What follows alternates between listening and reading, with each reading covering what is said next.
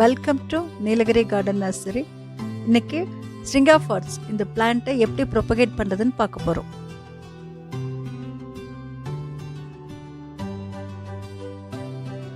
இப்போது இந்த பிளான்ட்லேருந்து ஒரு ஸ்ட்ரிங்கை நம்ம கட் பண்ணிக்கலாம்.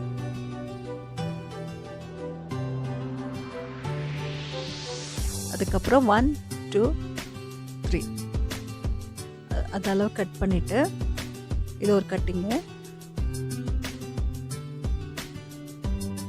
அதுக்கப்புறம் பாருங்கள் இப்படி கட் பண்ணணும்.